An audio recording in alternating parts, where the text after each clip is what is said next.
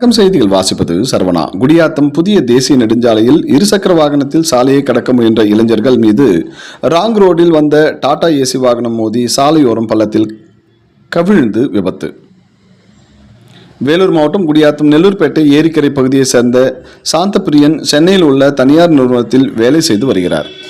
அதே பகுதியைச் சேர்ந்த தீபக் தனியார் கல்லூரியில் 3ஆம் ஆண்டு படித்து வருகிறார்.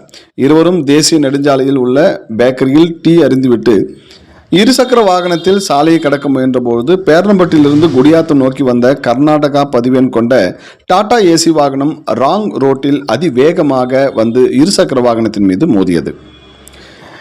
மோதியதில் இருசக்கரத்தில் பயணம் செய்த 2 இளைஞர்கள் தூக்கி வீசப்பட்டு படுகாயமடைந்தனர். இருசக்கர வாகனத்தின் மீது மோதிய டாடா ஏசி சாலை ஓரம் உள்ள பள்ளத்தில் கவிழ்ந்து விபத்துக்குள்ளானது. இதில் டாடா ஏசி வாகனத்தில் அடியில் இருசக்கர வாகனம் சிக்கிக் கொண்டது. உடனடியாக அருகே இருந்தவர்கள் படுகாயமடைந்த சாந்தப்பிரியன் மற்றும் தீபக் இருவரையும் மீட்டு குடியாத்தம் அரசு மருத்துவமனையில் அனுப்பி வைத்தனர்.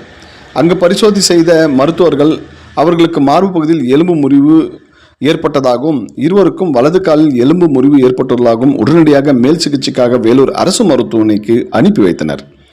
தகவல் அறிந்த குடியாத்தம் காவல்துறையினர் சம்பவ இடத்திற்கு சென்று விசாரணை மேற்கொண்டு வருகின்றனர். மேலும் தப்பி ஓடிய டாடா ஏசி வாகனத்தின் ஓட்டுநரை தேடி வருகின்றனர். விபத்து நடந்த இடத்தின் அருகே ஒரு கடையில் பொருத்தப்பட்டுள்ள சிசிடிவி காட்சியில் டாடா ஏசி வாகனம் இருசக்கர வாகனத்தின் மீது மோதும் காட்சிகள் வெளியாகி பெரும் பரபரப்பை ஏற்படுத்தியுள்ளது. செய்திகளுக்காக ராஜேஷ்.